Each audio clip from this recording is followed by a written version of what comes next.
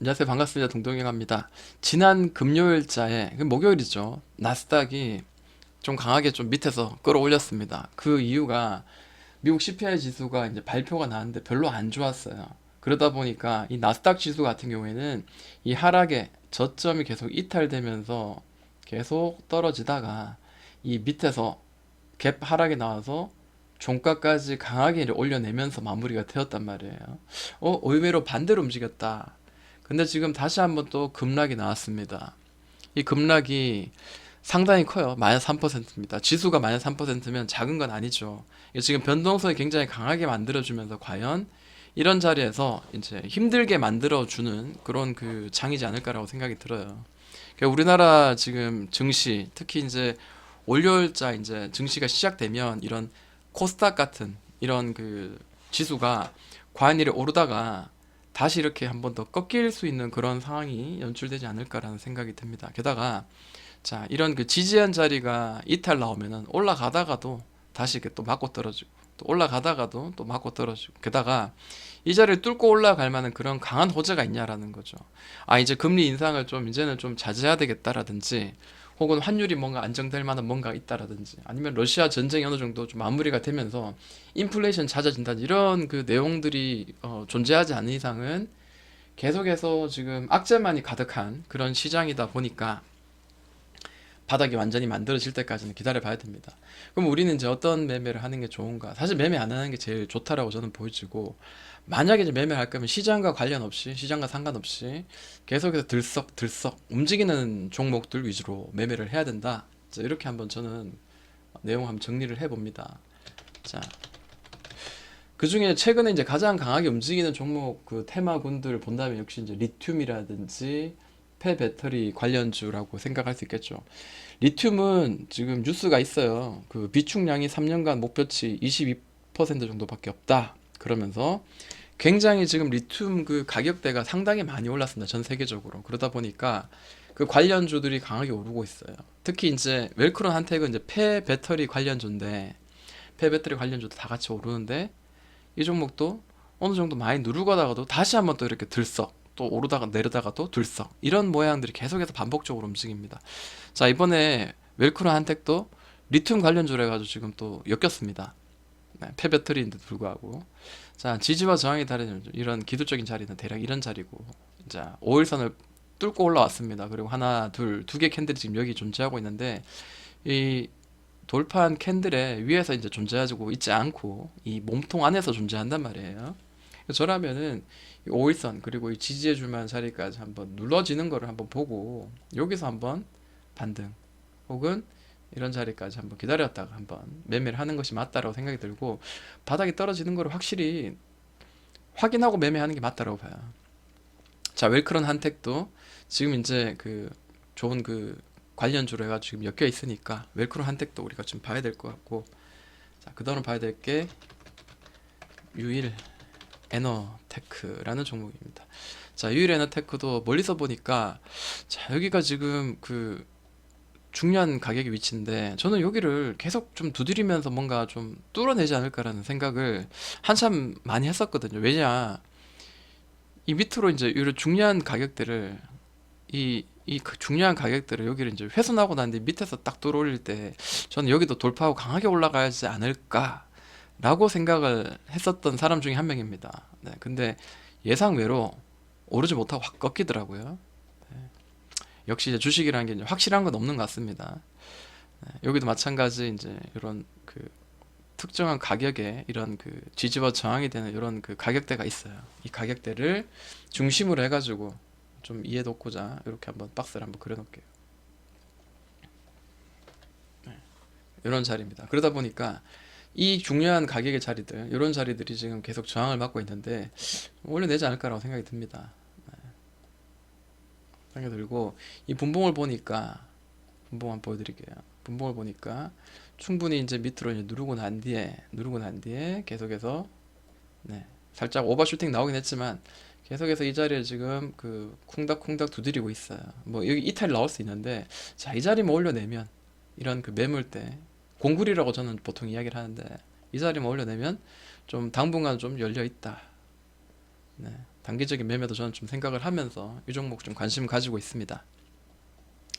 자, 이번 종목 이제 EN 플러스인데 다른 종목에 비해서 EN 플러스는 큰 그 시세가 나오진 않았습니다. 저는 가격대를 이제 이렇게 한번 저는 이렇게 나눠 보도록 할게요. 이렇게 나눠 봐가지고 자, 이 자리를 강하게 이제 뚫고 이제 올려냈고 저는 요 자리에서 한번 매매를 했었거든요. 이런 눌린 자리에서 매매해서 좀 여기까지 터치를 할 건가 기다렸는데 올라가는 게 좀 저조하더라고요. 뭐 짧게 좀 매매하고 나왔긴 했습니다. 이런 갑자기 퉁 올리는 이런 자리를 좀 기대를 했는데 그게 좀 안 되더라고요. 개인적으로는 이런 자리를 두드리고 또 다시 이제 2층이죠 지금 이거 이 자리 지금 저항을 지금 막고 있는데 다시를 눌렀다가 좀 실망의 어떤 실망스러운 자리를 만들 20선을 깨고 실망스러운 자리를 만들었다가 이렇게 확 들어올리는 이런 흐름들이 나올 가능성이 지금 현재로서는 좀 높지 않을까라는 그 기대를 하고 있는 사람 중에 한 명입니다. 네. 그리고 또뭐 시총도 크게 낮진 않아요. 그러다 보니까 일단은 이 터치, 이 라인까지 이전 목표가까지 한번 터치하는 그런 흐름이 나오지 않을까라고 지켜보고 있고 분봉상의 흐름도 사실 뭐 좀 나쁘진 않습니다. 좀 이렇게 페이크도 좀 주면서 했지만은 대략적으로 이 자리가 지금 중요한 자리로 보여져요. 대략적으로. 그 다음 보여주는 자리가 이런 자리입니다. 뭐 이만큼 눌렀다가 다시 이렇게 올릴 수도 있겠죠. 눌렀다가 올릴 수도 있고 최종적으로는 좀 올려내는 흐름이 좀 나오지 않을까. 자, 이번에는 강원 에너지입니다. 이 강원 에너지가 의미 있게 굉장히 크게 이제 올라갔을 때 상 좀 야, 이거 매매를 해야 되는 종목이었구나라는 생각이. 강원 에너지 왠지 이름이 좀 구리잖아요. 그래서 저도 이제 고민을 했었는데 이 자리가 상당히 좀 중요한 자리였고, 그죠? 이 자리 중요한 자리였고, 그 다음에 또 이 자리도 상당히 중요한 자리였어요. 네, 요걸 조금 더 이제 크게 해서 한번 보자면 이제 어차피 이제 이슈는 있고 기술적으로 이제 돌려서 올려내는 자리인데 네, 이 자리죠. 그러니까 어떻게 보면 이제 쌍바닥을 이쁘게 만들어서 이제 올려내는 쌍바닥 이쁘게 올려내서 거래가 주고 있다 거래가 땅 터지면서 이제 뭐 이제 시작을 알리는 이런 흐름들이 나왔었거든요. 그래서 여기서도 지금 이렇게 떨어지고 있는데 거래가 사실 없어요. 그리고 특정한 어떤 그 눈에 확 띄는 어떤 그런 것도 없고 지금 올려내고 있다가 좀 이렇게 쌍바닥 뭐 요걸로 깨고 뭐 떨어지더라도 이렇게 쌍바닥을 이렇게 그리면서 거래가 좀 실리는 그 캔들이 좀 나오면 좋지 않을까라는 생각이 듭니다. 지금 이렇게 V자 반등 한 방에 나온 이런 V자 반등을 믿고 이렇게 따라간다는 것은 지금 현재로서는 조금 그 적중률에 있어서는 조금 부담스러운 자리이긴 합니다. 자, 최근에 포스코 햄텍이 이제 강하게 이제 날라갔죠. 네. 이 종목을 이제 보고 있는데 지금 이제 5일선 위로 이제 공중 부양을 해서 이렇게 강하게 뛰어 있는 이 자리를 사실 매매하는 거는 굉장히 좀 리스크를 좀 감안하고 매매하는 자리라고 보여집니다. 제가 항상 이제 제 단기적인 매매뿐만 아니라 이걸 스윙으로 가져가더라도 매수에 좋은 자리는 이런 거래가 실리면서 강하게 꽝 5일선을 뚫어내고 난 뒤에 5일선 무렵에 정도 눌러져 가지고 여기서 이제 한번 들어올리는 자리들 돌파하면서 그죠? 여기도 마찬가지입니다. 꽝 뚫어내 가지고 5일선 무렵 정도까지 눌렀다가 꽝 다시 또 여기도 또 5일선 정도 눌렀다가 꽝 뭐 이런 것들이 조금 더 안정된 그 매매 리스크를 관리하는 매매가 저는 좀 맞다라고 생각이 드는 편이거든요. 그것도 하나의 습관이기도 하고 제가 그래서 이 자리에서 매매를 한다기보다 뭐 날라가면 어쩔 수 없어요. 뭐 이거는 안정적인 매매를 하기 위해서는 조금 더 이제 인내를 가지고 매매를 하는 게 맞다라고 보여지고 눌러지길 기다려야 되겠죠. 뭐 거래 없이 뭐 당연히 뭐 10%는 충분히 한번 밀릴 수도 있습니다. 네.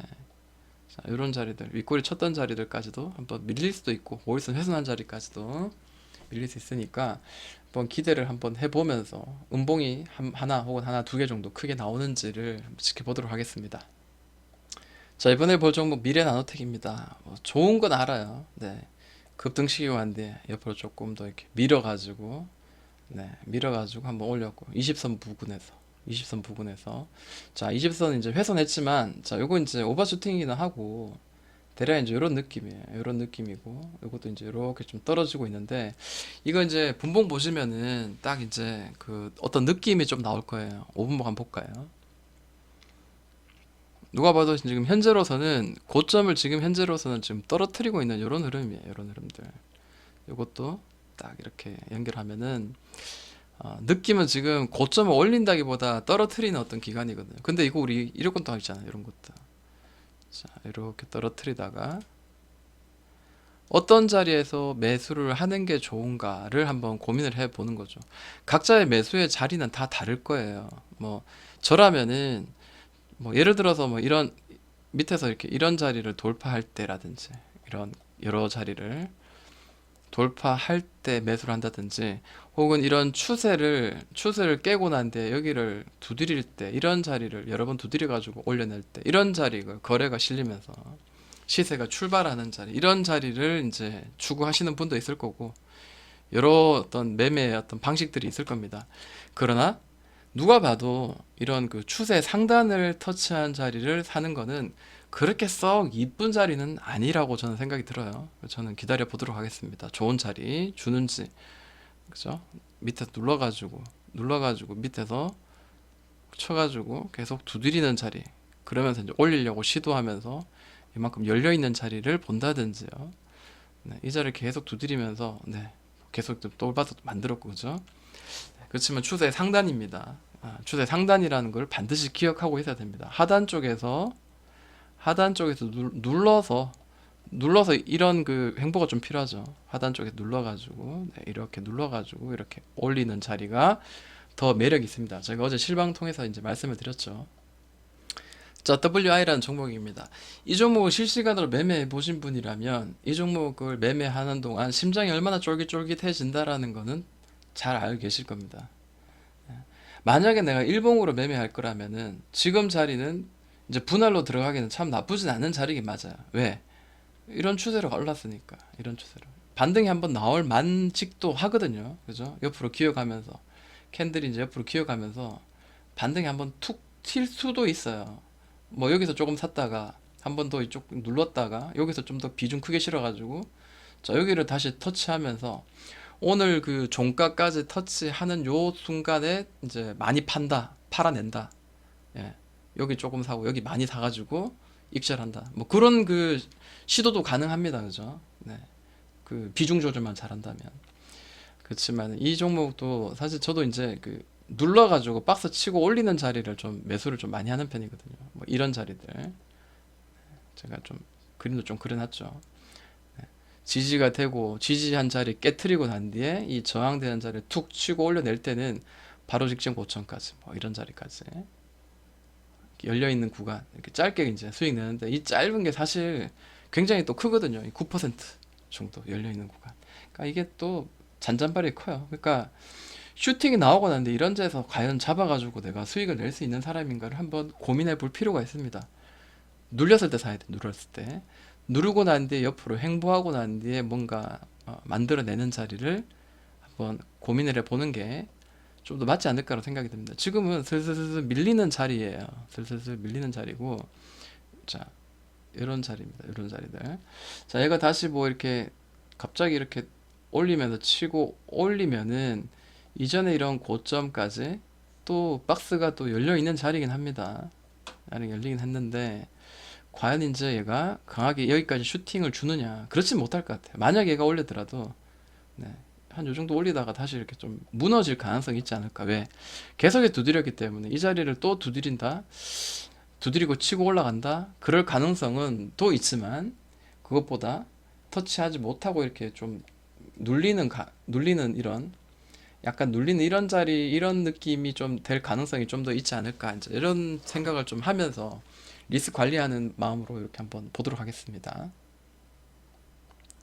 자, 금량은 이제 안 좋은 뉴스가 나왔죠. 조금 이렇게 좀 긴장할 만한 뉴스가 나왔습니다. 뭐냐면 아직 그 콩고에 있는 그 리튬 광산 개발에 지분 아직 취득하지 않았고 그 사업이 괜찮은가 타당성을 이제 확인하고 난 뒤에 이제 매매하겠다면서 쭉 오르다가도 다시 이렇게 욱 눌렀습니다.